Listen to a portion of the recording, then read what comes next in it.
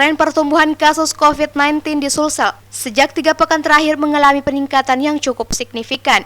Meski demikian, pemerintah belum menginstruksikan pembatasan sosial berskala besar atau PSBB seperti yang rencananya akan diterapkan di DKI Jakarta dan Provinsi Bali. Ketua Tim Konsultan Satuan Tugas Penanganan dan Pencegahan COVID-19 Sulsel, Prof. Ridwan Amiruddin, yang ditemui di Hotel Swiss Bell Jalan Ujung Pandang Jumat 8 Januari mengatakan, salah satu alasan mengapa Sulsel belum menerapkan PSBB disebabkan masih terkendalinya dari 4 indikator COVID-19 yang ditetapkan oleh Kementerian Kesehatan Republik Indonesia, yakni jumlah kesembuhan di bawah angka 80%, jumlah kasus kematian di angka 3%, ketersediaan tempat tidur pasien COVID-19 di atas 70%, serta positivity rate di atas angka 14%. Kalau mengaca dari 4 indikator yang dipakai oleh Kementerian untuk menerapkan pembatasan pergerakan masyarakat yang berlaku di Pulau Jawa dan Bali, ada 4 indikator di dalamnya, yaitu indikator kesembuhan. Kalau kesembuhannya di bawah 82%, maka dia harus dilaksanakan pembatasan. Kemudian kalau angka kematiannya di bawah 3%, di atas 3%, maka harus juga dilaksanakan pembatasan.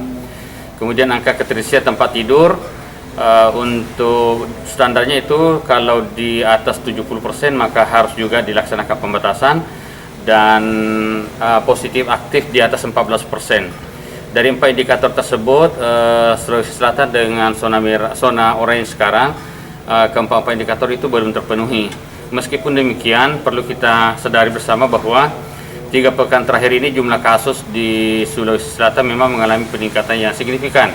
Karena itu kami sangat mengharap kepada seluruh warga Sulsel melihat pertumbuhan kasus dan positif rate kita yang masih cukup tinggi, maka perlu kewaspadaan terutama untuk disiplin terhadap protokol kesehatan, masker, menjaga jarak, dan mencuci tangan. Diketahui meningkatnya kasus pertumbuhan COVID-19 di Sulsel seiring masifnya testing yang dilakukan dengan angka 2,2% atau setara 2-3 ribu per pekan.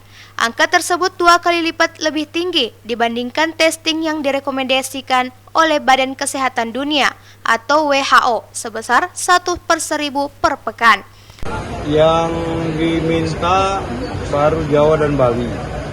Kalau Sulsel, saya ingin sampaikan ya bahwa kita terus masifkan tracing, apalagi spesimen kita terus meningkat ya, dari 1.200, 2.000, sekarang hampir 4.000.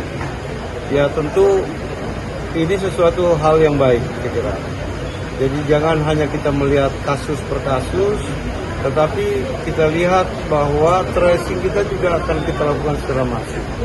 Karena semakin banyak kita temukan, itu akan semakin menurunkan tingkat penularan sebenarnya.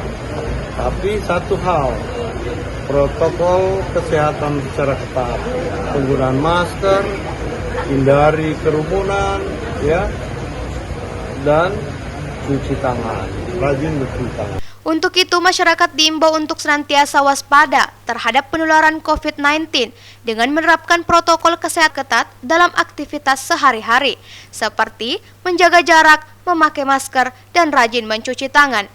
Tridewanti, Fajar TV, dan Fajar Radio melaporkan.